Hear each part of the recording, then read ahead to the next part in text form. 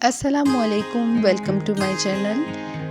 آج جو میں آپ کو مضمون کروانے جا رہی ہوں اس کا عنوان ہے میری پسندیدہ کتاب۔ بانگ درا کتاب انسان کی بہترین دوست ہے۔ زمانہ طالب علمی میں مطالعہ حصول علم کا ذریعہ ہوتا ہے۔ اچھی کتاب کا ذخیرہ ہی مطالعے کی پیاس بجھا سکتا ہے۔ موجودہ دور علم و ادب کی ترقی کا دور ہے۔ ہر موضوع پر اچھی سے اچھی کتاب بازار میں دستیاب ہے۔ ہمارے شاعر اور ادیب ادب کی گراں بہا سرمائے میں برابر اضافہ کر رہے ہیں۔ اسی لیے اردو ادب کے وسیع ذخیرے میں سے اپنی پسند کی کتاب کی نشاندہی کرنا آسان کام نہیں۔ اگر کوئی مجھ سے میری پسندیدہ کتاب کے بارے میں سوال کرے تو میں پورے اعتماد سے کہوں گا کہ اردو کے شعر و ادب میں مجھے بانگ درا سب سے زیادہ پسند ہے۔ بانگ درا شاعر مشرق علامہ محمد اقبال کی اردو نظموں کا اولین مجموعہ ہے جو سب سے پہلے ستمبر 1924 میں شائع ہوا۔ اب تک اس کے درجنوں ایڈیشن شائع ہو چکے ہیں۔ یہ مجموعہ کلام 336 صفحات پر مشتمل ہے اور 3 حصوں میں منقسم ہے، یعنی تقسیم کیا گیا ہے۔ حصہ اول میں 1905 تک کی نظمیں ہیں، حصہ دوم میں 1905 سے لے کے 1908 تک اور حصہ سوم میں 1908 کے بعد کا کلام ہے۔ بانگ درا کا دیباچہ اردو ادب کے عظیم محسن رسالہ محزن کے ایڈیٹر شیخ سر عبدالقادر نے لکھا ہے۔ انہوں نے اس دیباچے میں علامہ محمد اقبال کی شخصیت اور شاعری پر بھرپور روشنی ڈالی ہے اور مفصل تبصرہ کیا ہے۔ اس دیباچے کا مطالعہ آدمی کو شاعر مشرق کی شاعری اور پیغام کو سمجھنے میں بہت مدد دیتا ہے۔ انہوں نے اس تاریخی دیباچے میں علامہ کی شاعری کا جائزہ لیا ہے۔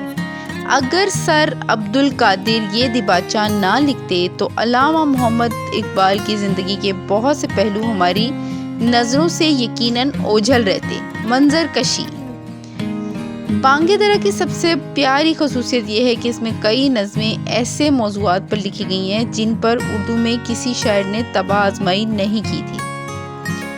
بیشتر نظمیں قدرتی مناظر کی عکاسی کرتی ہیں، مثلاً ہمالیہ، ابر کو سہار، ایک آرزو، ماہ نو، جگنو، نمود صبح وغیرہ۔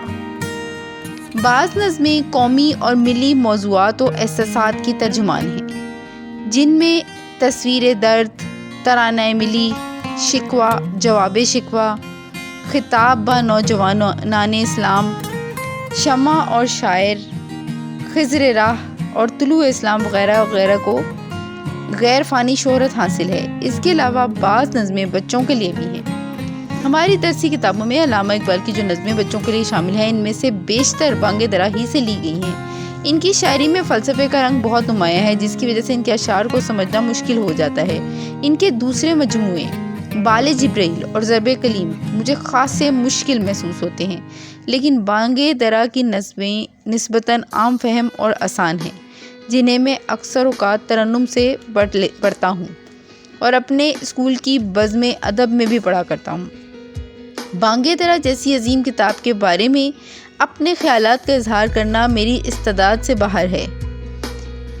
مزید کچھ کہنے کے بجائے شیخ عبدالقادر کے یہ الفاظ نقل کرنے پر اکتفا کروں گا۔ موصوف کتاب کے اس دیباچے میں رقم طراز ہیں۔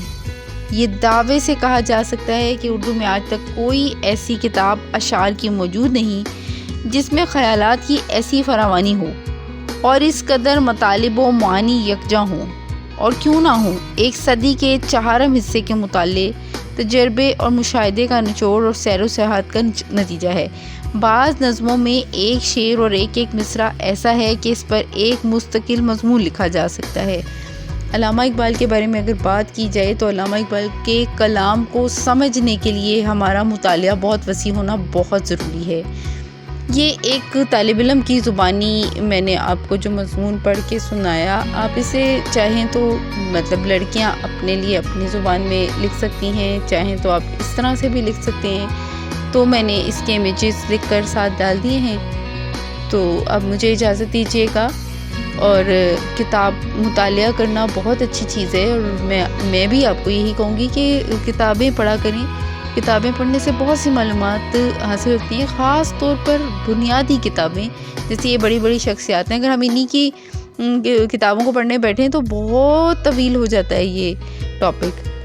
Thanks for watching my video. میں انشاءاللہ تعالیٰ آپ کے لیے پھر ایسی ہی کوئی دوبارہ ویڈیو لے کر حاضر ہوں گی. اللہ حافظ. ایک